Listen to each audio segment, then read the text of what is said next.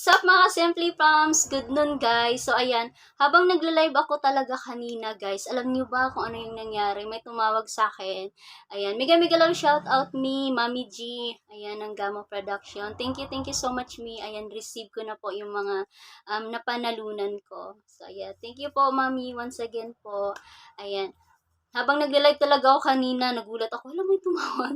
So, ayun guys, huwag na nating patatagalin. Kasi alam kong mas excited kayo. Siyempre, mas excited din ako kasi nga, ito na pala yung pangalawang beses ko na mag-unboxing ako. Kasi yung first unboxing ko na nangyari is yung binigyan din ako ni Ate Ruby Vlog. Ayan, mega lang shout out to you, Ate Ruby Vlog, na nagbigay sa akin nitong mikropono, magic mikropono. Ayan, thank you ate.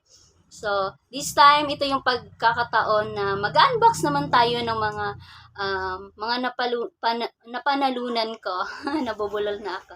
So, ito guys, I'm so excited talaga. O, diba?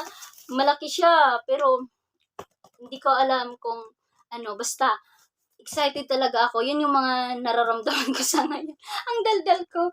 So, ayan na guys, syempre, bubuksan na natin.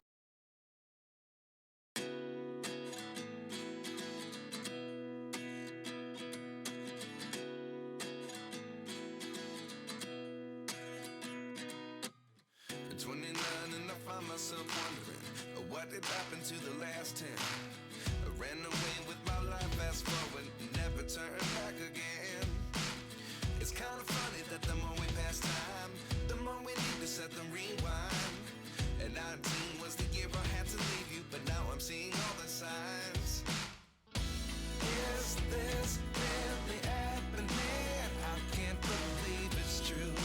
I'm just as surprised as you.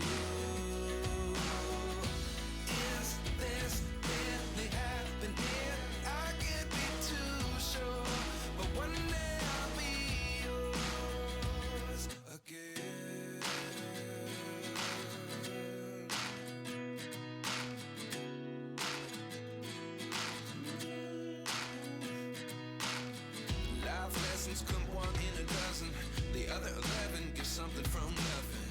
I sit here looking for an answer. Maybe the biggest question was in the last chapter. You gave me the soul I have today. Without you